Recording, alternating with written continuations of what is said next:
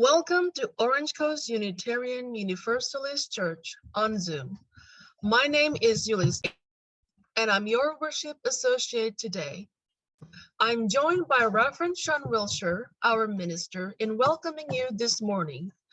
Beth Syverson, our director of music ministries, is out on sabbatical, and Karen Magoon-Pearson is our director of religious education.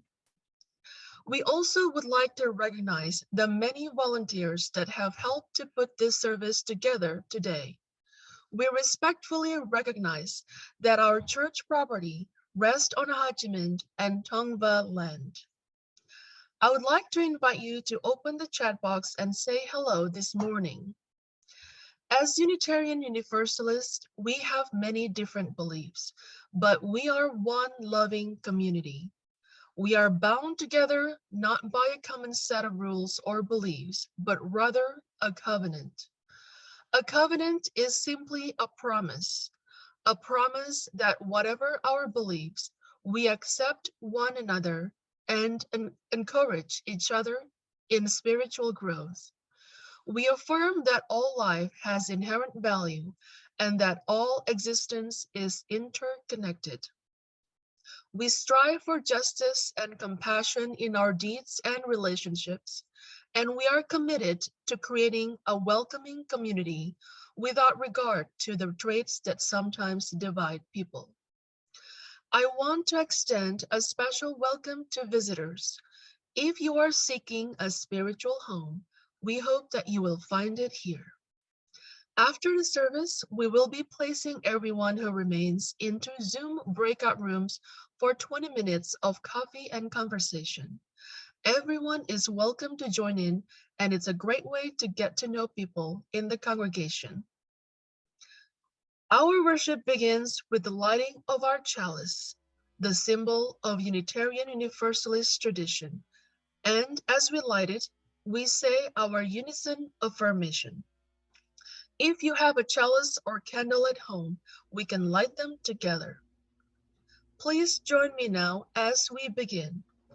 Love is the spirit of this church, and service is its law, to dwell together in peace, to seek truth in love, and to help one another.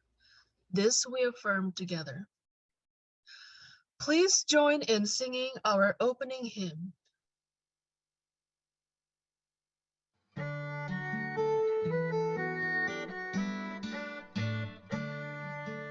Wake now my senses and hear the earth call. Feel the deep power of being in awe. Keep with the web of creation your vow. Giving, receiving as love shows us how. Wake now, compassion, give heed to the cry. Voices of suffering fill the wide sky. Take as your neighbor both stranger and friend, praying and striving their hardship to end.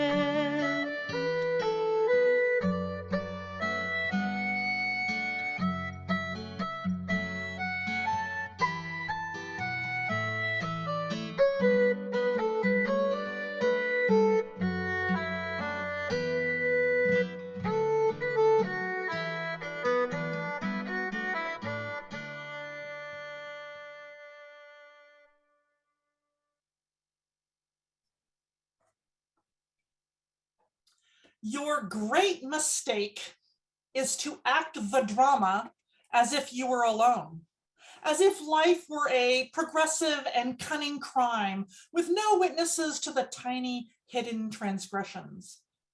To feel abandoned is to deny the intimacy of your surroundings. Surely, even you at times have felt the grand array, the swelling presence, the chorus crowding out your solo voice. You must note the way that the soap dish enables you, or the window latch grants you freedom. Alertness is the hidden discipline of familiarity. The stairs are your mentor of things to come. The doors have always been there to frighten you and invite you. And the tiny speaker in the phone is your dream ladder to divinity. Put down the weight of your aloneness and ease into the conversation. The kettle is singing, even as it pours you a drink. The cooking pots have left their arrogant aloofness and seen the good in you at last. All the birds and creatures of the world are unutterably themselves. Everything is waiting for you.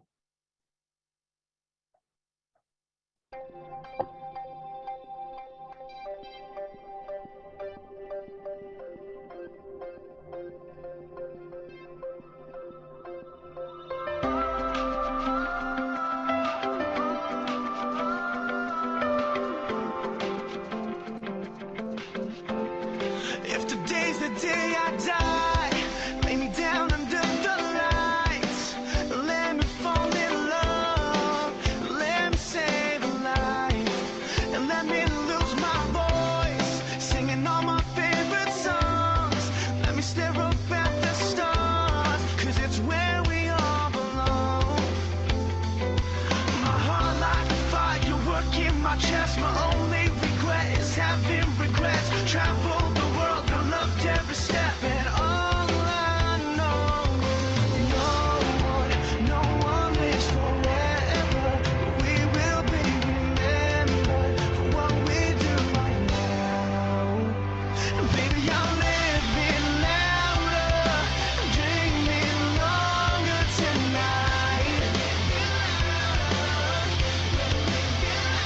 Baby, I'm fighting harder, love is stronger tonight.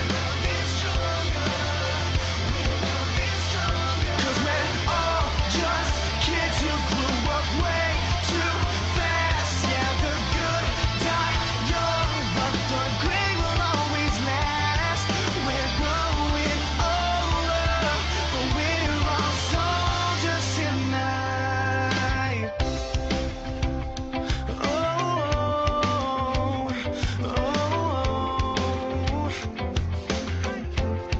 if today's the day I go, gonna drink with all my friends, gonna laugh until we cry as we talk and reminisce. And let me kiss a stranger and rob the local bank. Let me become real rich so I can give it all away. 'Cause no one lives forever. We will be remembered for what we do right now. Baby, I'm living louder, dreaming longer tonight. Baby, I'm fighting harder, love is stronger tonight. 'Cause we're all just kids who grew up way too fast. Yeah, the good die young, but the great will always last. We're growing older, but we're all soldiers tonight. When you got your breath inside your hands, every day's a second chance. If I wake up with a beating heart, will I stand or will I fall? Living louder, dreaming longer tonight. Baby, I'm fighting harder, loving stronger tonight. Baby, I'm living louder, dreaming longer tonight. Baby, I'm fighting harder, love is stronger tonight. 'Cause we're all just kids who grew up way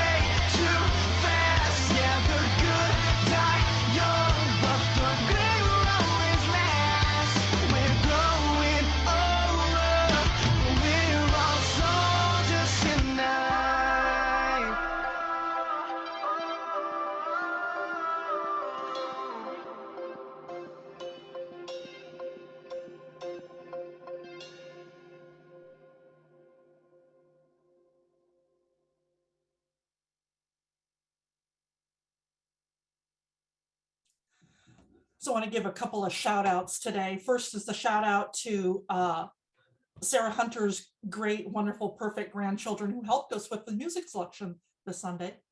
And the second is I want to give a shout out to Lori Kluge, who sent me this blog post I'm using as our reading today. It's called The Last Time Always Happens Now. You always know when you're doing something for the first time, and you almost never know when you're doing something for the last time.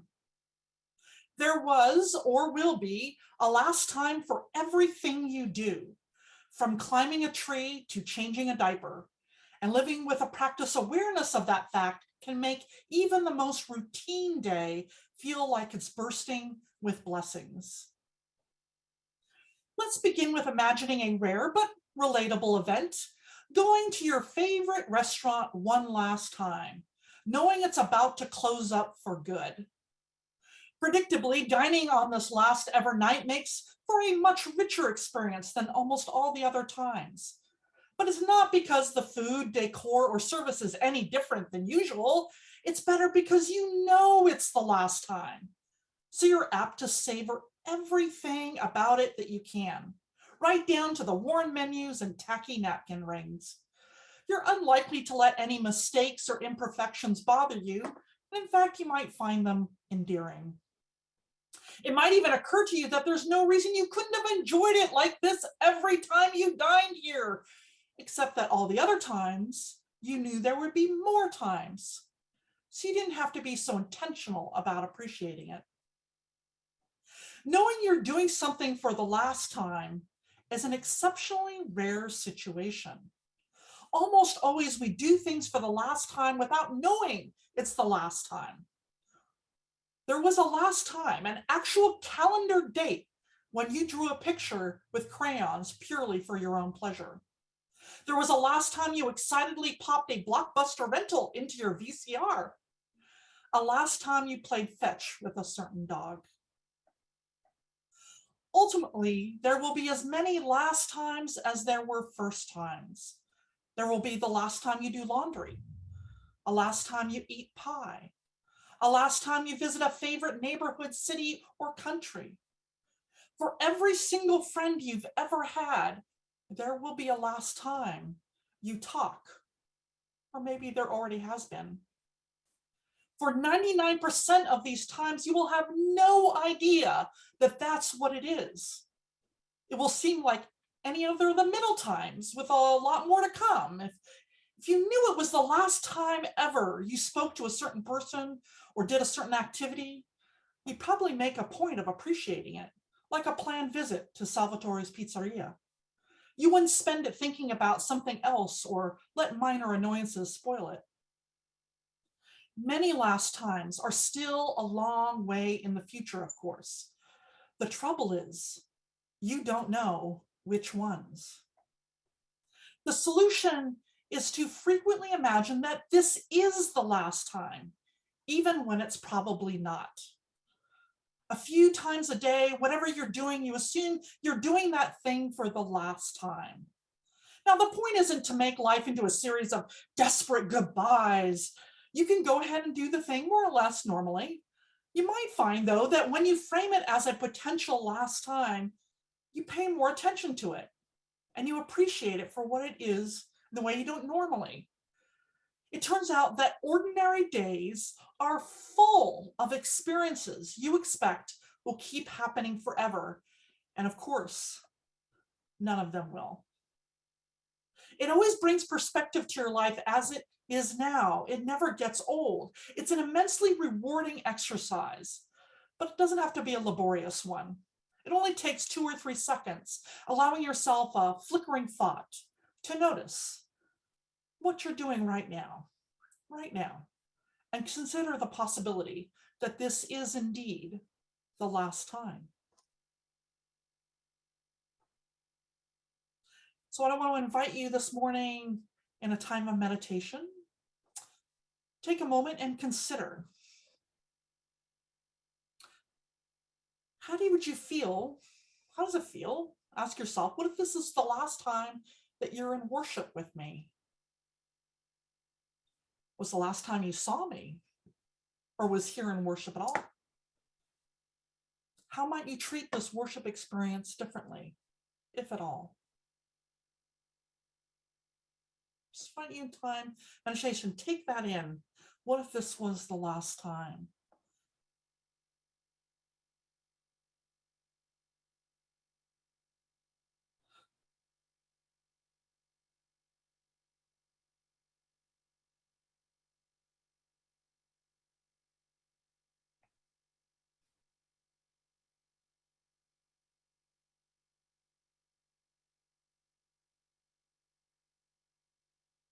Now, don't worry, I'm not going anywhere and I'm not ill.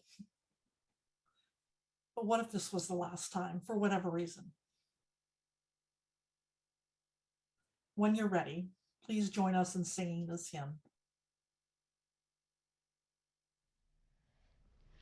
'Tis the gift to be simple, 'tis the gift to be free, 'tis the gift to come down where you ought to be. And when we find ourselves in the place just right, we'll be in the valley of love and delight.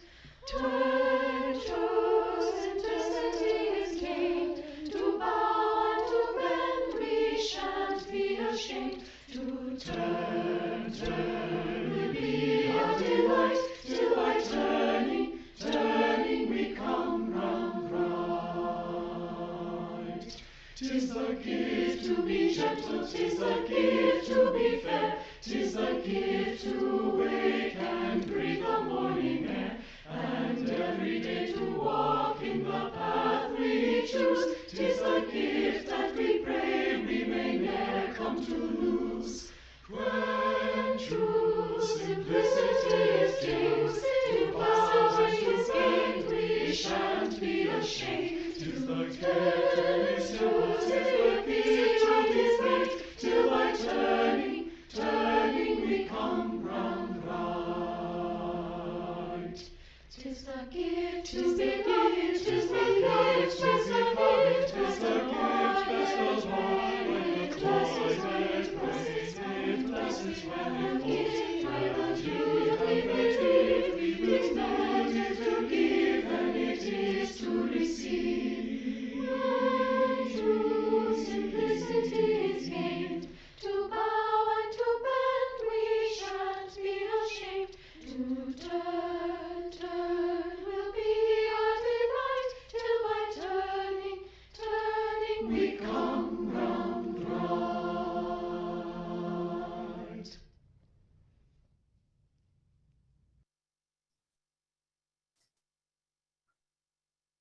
I'm going to start today with a story. It's a classic folk tale from Brazil, and it's also represented in many other cultures. This is sort of a well-known story as I understand it. So once there was a businessman who was sitting by the beach in a small Brazilian village. As he saw a fisherman rowing a small boat towards the shore, having caught quite a few really big fish. Now the businessman was very impressed, and he asked the fisherman, "Well, how long does it take you to catch so many fish?" The fisherman replied, "Oh, just a short while." "Well, then why don't you stay longer at sea and catch even more?" The businessman was astonished. "This is enough to feed my whole family," said the fisherman. The businessman then asked, "So what do you do for the rest of the day?" The fisherman said, "Well, I usually wake up early in the morning, go out to sea, catch a few fish, then I go and play with my kids. In the afternoon, I take a nap with my wife, and evening comes, I join my buddies in the village for a drink.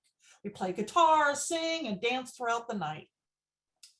The businessman thought about this, and he offered a suggestion to the fisherman. He said, "You know, I am a PhD in business management. I could help you become even more successful.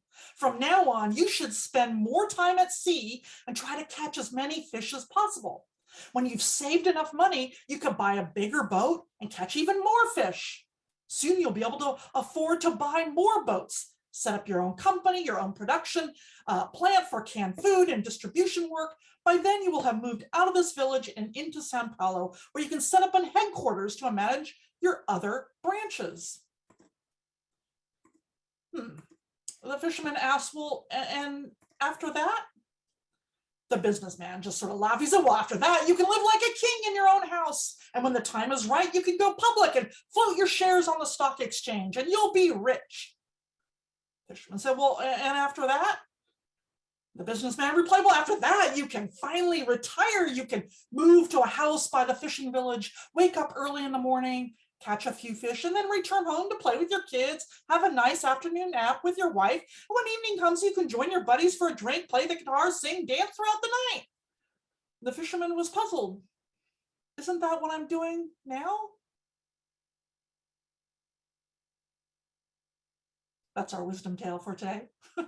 But how do we pay attention to what is important, especially when society and what we define as success is telling us what is or is not important, right? What is successful? Because our culture tells us that financial wealth and power are what make you successful. But I like to think that most of us here, at least, we know intellectually that that's not necessarily true, right?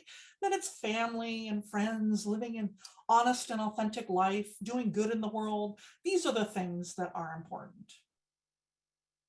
But how do we remember that with our days filled with so many demands on our time and energy, not to mention all those shoulds in our lives, right? Just, oh, enjoy life later when you're retired, right?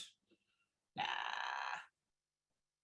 This is a question, this question, right, of how do we pay attention to what is important is not new, right? This has been asked throughout history. It's like a human problem to remember this. We forget, in a way, our mortality. And one solution, it really started a long time, as far as we know, it started back in the Roman period, when Roman generals, during their victory parades, they had people whisper words into their ears. Memento mori, memento mori. You can imagine it had an Italian accent back then. Memento mori. And it means, remember, you're gonna die. Memento mori, you're gonna die. It's a reminder of the commanders, the general's mortality, right? To prevent them from becoming too consumed with their own hubris and power, right? Now, memento mori became not only a philosophy to live by, it was picked up in particular by Stoic philosophers, but it also became also sort of mementos, right? That's where we get the word, remember things, right? Mementos. It became things that you would have in your home to remind you of your mortality. And then by the Middle Ages, this actually became an art genre or movement, and it became that way throughout history. So there we go. So as I said, so I mean, I don't know if you've ever been in maybe a museum or a gallery and you see someone and there's a skull right next to them, right? Or you see someone who's painted rotted fruit. Like, what in the world is that about, having bones and skulls and rotted fruit on it? These are memento mori. They would hang in a person's home, and they were meant to be reminders of the fleetingness of life. Now, by the 18th and 19th century, memento mori took on even more meaning in a type of painting called vanitas. Vanitas paintings, which are usually still lifes, would often juxtapose, thank you, wealth, power, and abundance against death, decay, and rot. It was a way of reminding people not only that we will die, but remember what's important. It's not the fleeting things like, you know, power. So you see, like, there's a gun, I think, in there and one of the pictures. It's not about, or the world, right? It's not even about music, which they found they wanted to think of it as sort of ephemeral, temporary in this world. So give up all of those things and just remember your mortality. Sort of an interesting way of approaching it. Now, why did these people have these reminders around them of death and the worthlessness of material things? Well, one of the things that seems a little odd to me, at least it does to me, it seems extremely like morbid if you ask me. But if you're from these early centuries, first of all, death is a far more commonplace than it is today. It was all around them, like could literally be lying in the street as you open up your house door. People saw it every day, and it was not as odd as we think today. It was part of their lives, and so why not talk about it or paint it? And for us, modern first world middle class folks, however, we don't talk about death, right? We pretty much try to ignore it. We don't even like saying things like death or even dying, right? We use euphemisms like, oh, they passed on, we lost them. I always like that one myself, but rest in peace. We talk about the dearly departed, right? All these lovely euphemisms. We don't like to notice or talk about it. In fact, there was a study done a number of years ago. I couldn't find it online, but if I remember correctly, this is how it went. Some of the participants were given some chips and salsa to eat, okay? And they didn't watch anything. This was the control group. They were asked to then rate the salsa. What did they think of the salsa? And, you know, they thought the salsa was perfectly fine, right? And then another group was given chips and salsa as well, but they were asked to watch a sort of documentary video about death and dying.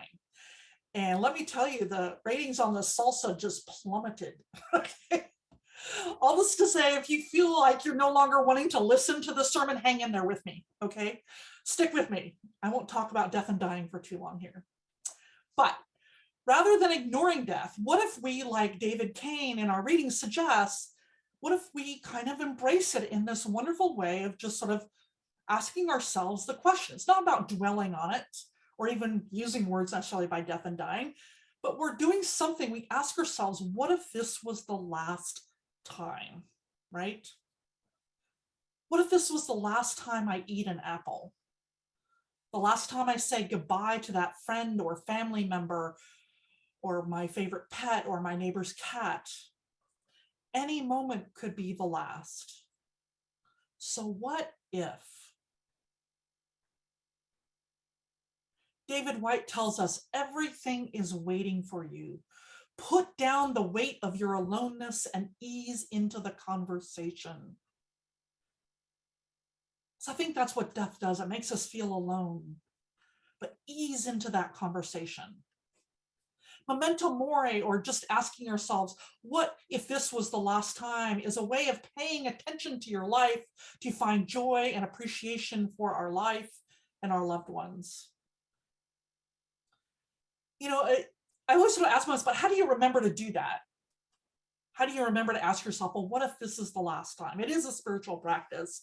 But if you're like me and you don't like, you know, skulls or rotting fruit around your house, you might want to see if there's some other things. And it's kind of interesting. I love this modern age and I love the internet. So here's some other things that people have put in their homes that you can do. You can get all of these, by the way, on Etsy if you really want to. So these are sort of interesting, like you can obviously get jewelry. I personally like the coffin. I thought that was kind of an interesting ring.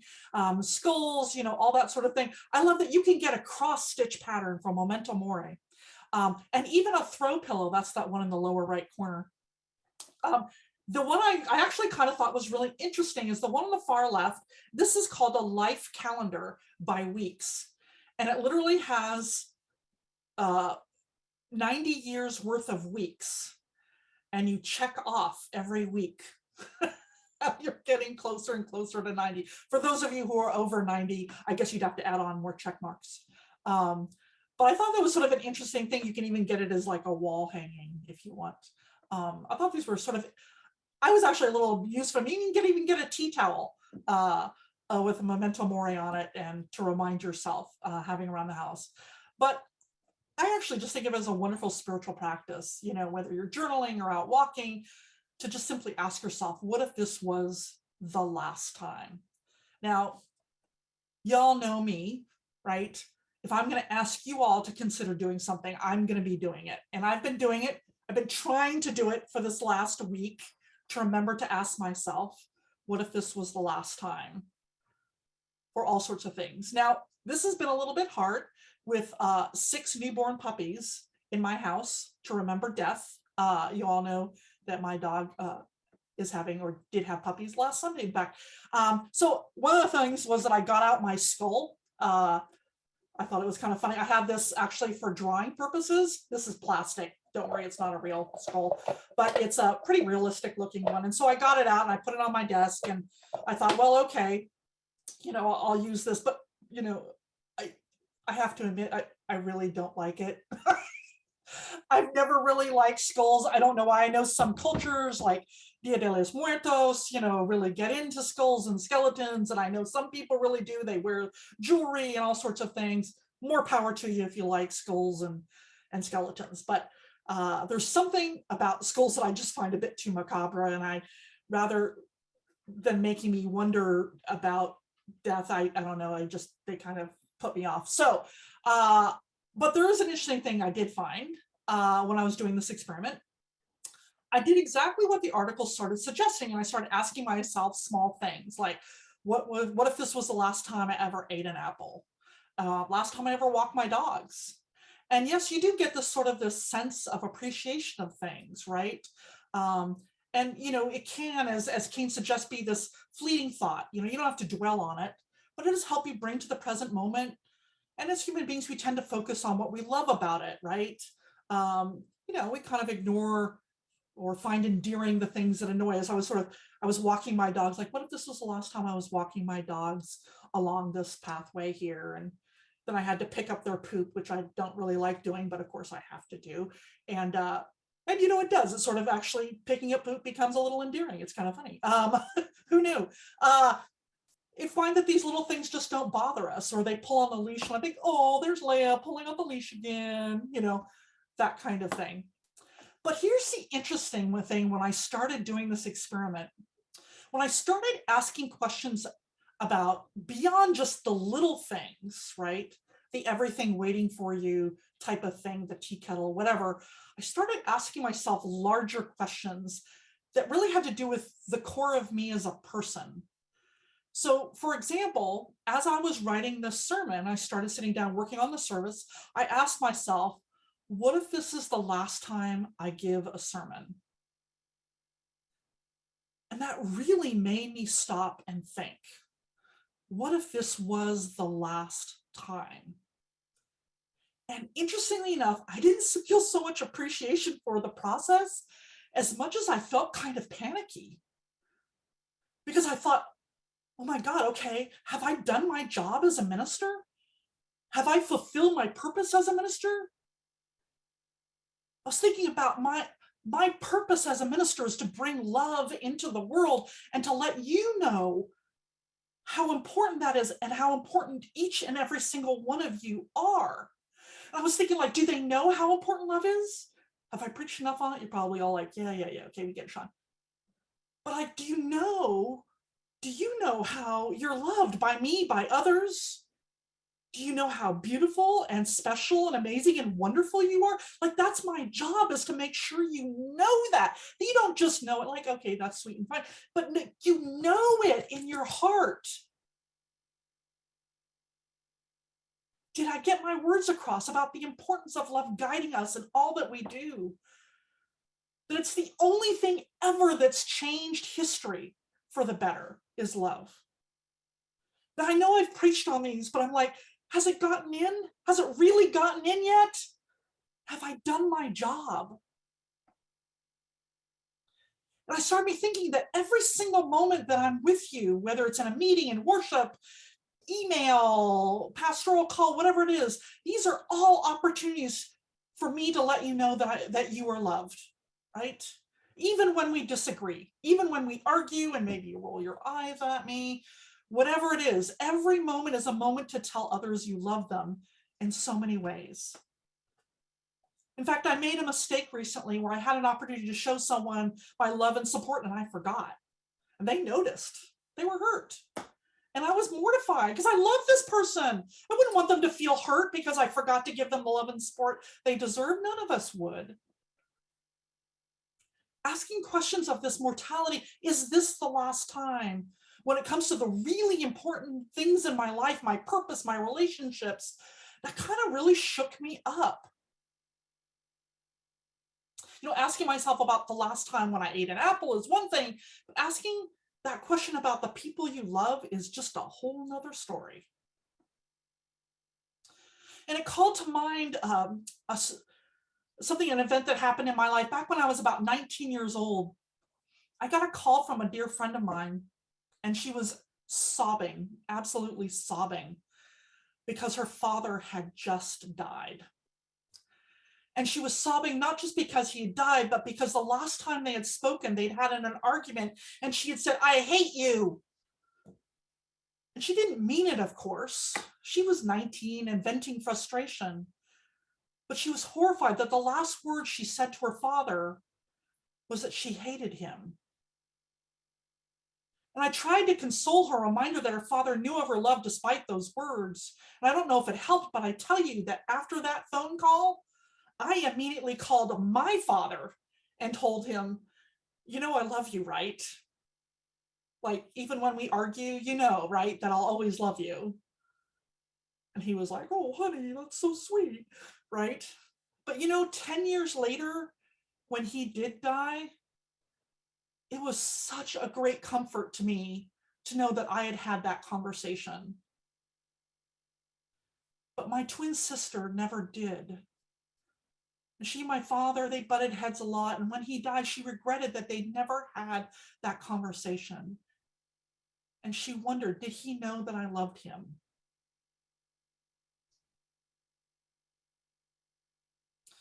Memento mori, or that last time, as a spiritual practice, can be really powerful, and it can be healing too. So when was the last time you told someone you care about them? Your spouse, your kids, your friends, anyone that you love. Do they know? Are you sure? There's sort of a lot of different ways that even comes from antiquity, of the ways that we express our desire to want to live with attention to our lives, right? Carpe diem. There's another Latin phrase from you. Good old Cicero said that one. Carpe diem, seize the day, right? And newer generations say something like YOLO, right? You probably heard that, YOLO, Y-O-L-O. You only live once, it stands for. You only live once. On our song today, we heard living louder. We're living louder, right? And both of these are about helping you remember the importance of paying attention to your life. And they hint at that panic that we feel when we realize we aren't living up to what Spirit is calling us to, right? Not just to enjoy our life, but to live it fully, to make sure our relationships that we have, the love we share, is shared widely. YOLO I've seen can be kind of frivolous, right? Make us do crazy things. People jump off cliffs into the water. Oh, YOLO, and that's fun. There's nothing wrong with that. But if we're smart, we can use that sense of panic in a way that benefits the world and those we love. Because remembering our mortality is about remembering how to live and the importance of love in our lives. It's listening to Spirit's call and invitation that we love one another. Now, because I've talked a lot about death and dying in this service, here's a picture of my newborn puppies for you to make you all go, oh. And of course, they're going to die someday. So after the service, I'm going to go hug my puppies. So you got to do when the Spirit says do. Let us sing.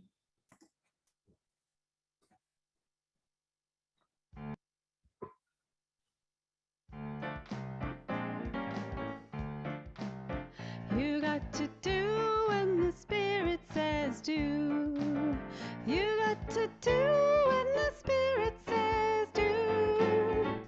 When the Spirit says do, you got to do, oh Lord. You got to do when the Spirit says do. Spirit says do. Spirit says do. Spirit says do. Spirit says do.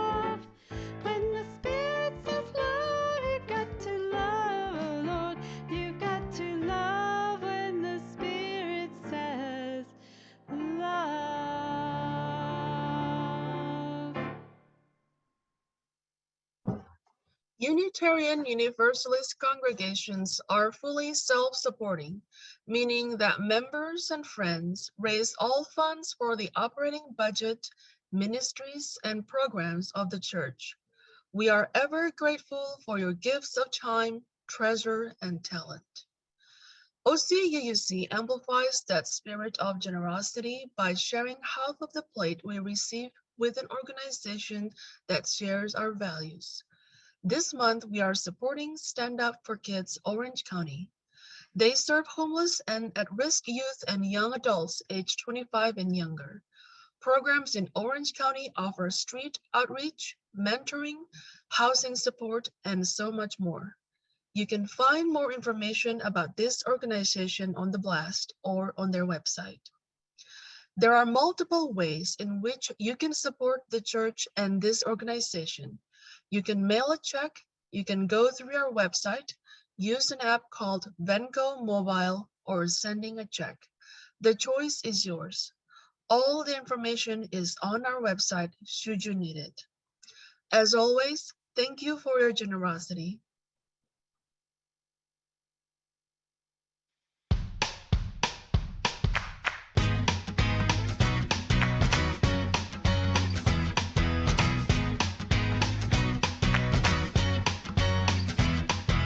Walk through life. Every day is a new beginning. Shine your light. It's a day and the world is waiting. Move along to the song singing in your soul. Feel the beat, clap your hands, let's take control. All you need, all you want, are you ready to find your way? 'Cause every day is a new day. And everything's going your way. And you wanna make it last forever. We'll keep it together, 'cause it keeps getting better. Whoa, whoa, walk through life and move ahead to your destination. Shine so bright, be the light of a new creation. If the world is a stage, better start the show. 7, 8, 9, 10, ready, set, let's go. Turn it on, turn it up. Are you ready to find your way? 'Cause every day is a new day. And everything's going your way. And you wanna make it last forever. Keep it together, 'cause it keeps getting better.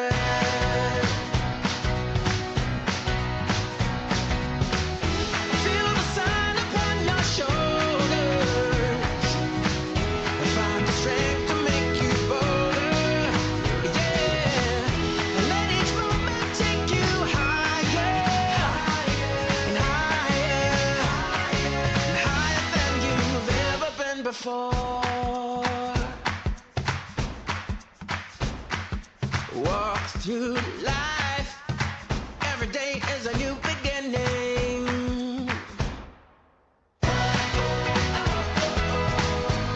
Every day is a new day.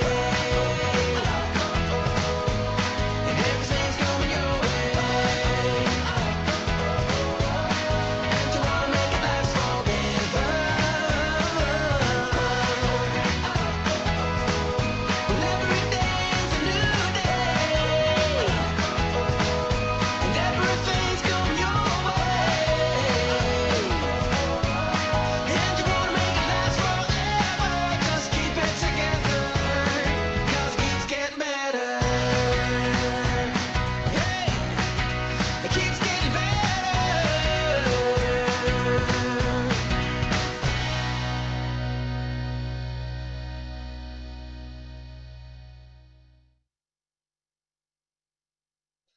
Please join in singing We Gather Together, a song that puts our intentions into words and expresses our gratitudes for the many gifts we share.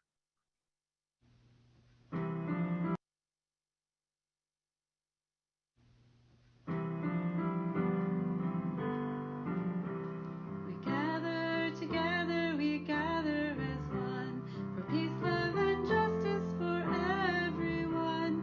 We give from our hearts to show that we care.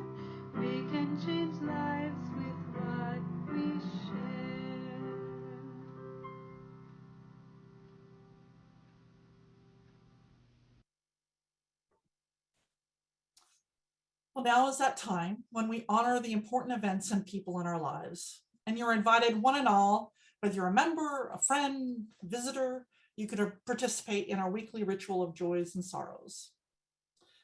So let's take a deep breath.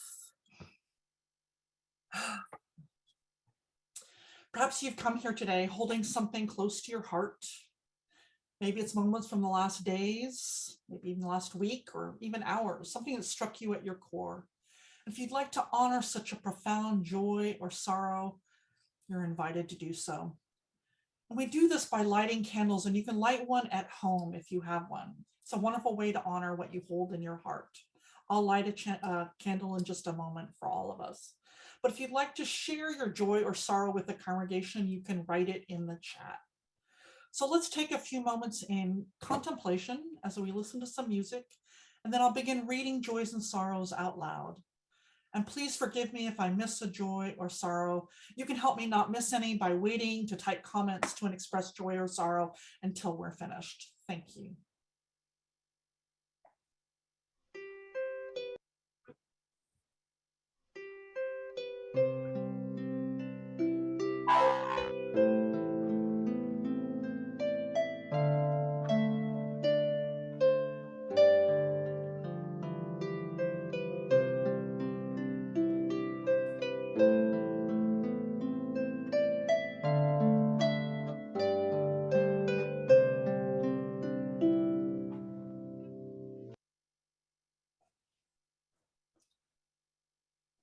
All right, let's see here. So Sarah Hunter expressed a joy that her granddaughter Emma is so excited to help with our music selections. She's bringing in a fun, interesting new music for us. So she says, I don't often get to see this teenager smile. And Rika offers up, she says, you are all my joy. Dinny Wright, she says, it's the 1-year anniversary of my friend's son's death from COVID. We hold them in our hearts. And Valerie K says, please light a candle for me. And we will definitely do that. Please hold Valerie in your heart as well. And Judith Stamper's office, she says, my candle is for my sister Emily, who received a distressing diagnosis this week. We send our love to Emily too. And David here is here. He says, I've been in Portland, Oregon for a month now, and I'm settled in Portland, have a good job. And after a month-long fight, the movers finally delivered my belongings yesterday. Congratulations, Dave. Dave Hardenbrook, we miss you. I'm so glad you're getting settled there. And Yulise says that she's would like a candle of joy, because she says, if this is your last sermon, yes, we know that you love us. Thank you, Elise. Jeff and William. Tracy says that she's loving having her daughter home for a few weeks. She says, miss being in my audio corner in Daniels Hall and being with you all. Yeah, we miss that too. We'll be back there soon. So Jan says that she's going to the surgeon on Thursday, and she hopes that he will do an operation where she's in pain. Oh, Jan, I'm so sorry to hear that. I hope he will help. Yeah.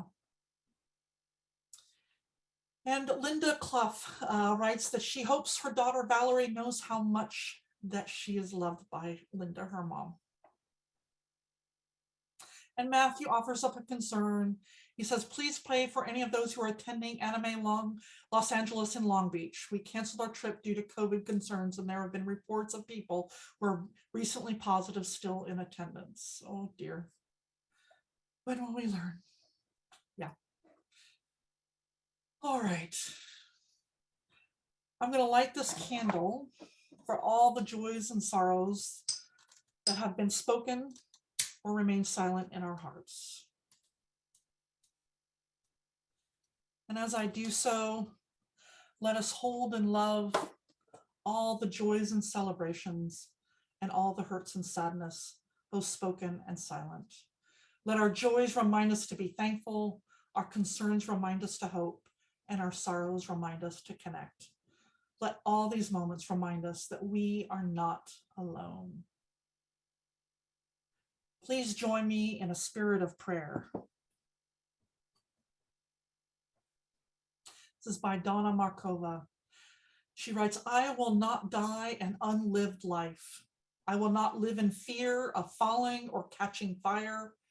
I choose to inhabit my days, to allow my living to open me, to make me less afraid, more accessible, to loosen my heart until it becomes a wing, a torch, a promise. I choose to risk my significance, to live so that that which came to me as seed goes to the next as blossom, and that which came to me as blossom goes on as fruit. Blessed be and amen. Let us join together as we extinguish the flame of our chalice and say together, we extinguish our chalice, but not the light of truth, the warmth of community, or the fire of commitment. These we carry in our hearts until we are together again. Thank you for joining us this morning. We are a congregation made up of people who all believe differently. And yet, when we gather together, we make up one loving community. We need not think alike to love alike. If you are a guest, a visitor, or someone who hasn't yet been known to us, I invite you to become a part of this beloved community. We encourage you to write in the chat your name and where you are from so we can welcome you. If you'd like to know more about our church, including programming for our youth and children, please contact us at hello@ocuuc.org, and we will help you get connected. In addition, we invite you to sign up for our weekly email called The Blast at blast@ocuuc.org. We want everyone to feel a part of this beloved community, so please reach out and we will help you get connected. After the benediction, we will have a short period where everyone can wave and say hello. After that, you can choose to be put into Zoom breakout groups for 20 minutes or so. We invite you to check in and get to know the people in your group and welcome any visitors. All right, announcements, a couple of different things going on. Let's see here. So as it says there, I'm going to be out of the office next week. I have my dear friends from Seattle are coming down to San Diego, and I'm going to be down there visiting with them. So have an absolutely wonderful week. So next Sunday, we have the absolutely wonderful Reverend Tom Owen Toll. He's an absolute favorite of this congregation. If you've never heard him speak, you're in for a treat. The other thing I want to let you know about, a couple of things. One is in talking to the sort of reopening committee, I don't know what we're actually calling ourselves, but the people who were sort of examining all the data and everything, we did decide that we are going to extend our online presence through January. We're still going up, way up on the peak, and so we think it's too early to come back in 2 weeks. But please, please, please, please, please, please read the Blast, the Reach. We post updates in the Blast all the time, so you'll know when we're ready to go back and meet together. And, you know, I kind of think of this as, you know, like this may be happening sometimes where we go online and then we come back together. And that's totally cool because either way, I get to see you all and think of just how wonderful you all are. And I get to see your faces this way all together, which is kind of fun for me too. So at any rate, just want to let you know that. Another thing, as it says on there, after the service, when we, you know, drop everything, if you would like to stay on, I'll be happy to give you a puppy update on the 6 puppies that were born. And the other really cool thing that the choir would like to invite you to come to choir rehearsal on Thursday night at 8 o'clock. Notice it's at 8 o'clock, not at 7 o'clock. So one of the cool things that has been arranged by Beth while she's on sabbatical is this wonderful group called Village Harmony, and they work with people around the world to bring their music to different places. And we're working with a group, I believe they're out of Africa. It's called, where this guy named Bongani Magatani Tanya. I don't know if I'm pronouncing that correctly. And then also another person will be speaking, Layla Simpson. And I believe they're from Africa, which is why we're meeting at 8 o'clock instead of 7 because of the time difference and everything. But they're going to be teaching the choir not just things like the songs and everything, but also about teaching about their culture and performance practices and language and all of those really cool things. So they want to invite you on the 13th and 20th to come out at 8 o'clock. Should be absolutely really riveting and wonderful to hear this wonderful music. And then of course it will be performed here online. So everybody will get to see it, but you won't get all the behind the scene things. So one of the cool things about being online is that you can come Thursday night, 8 o'clock, come online and check it out. It should be really, really cool. So, all right. What I'd like us to do is let us join in singing our benediction, but let's sing it as if it was the last time we sang this benediction.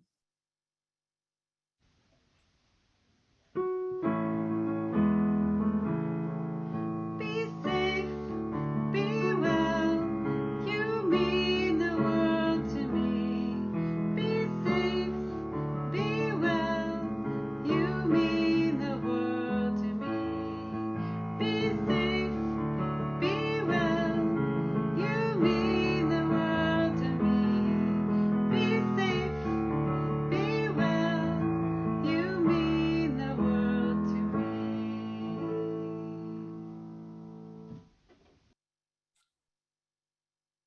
I love you guys. This service is over. Let our service continue.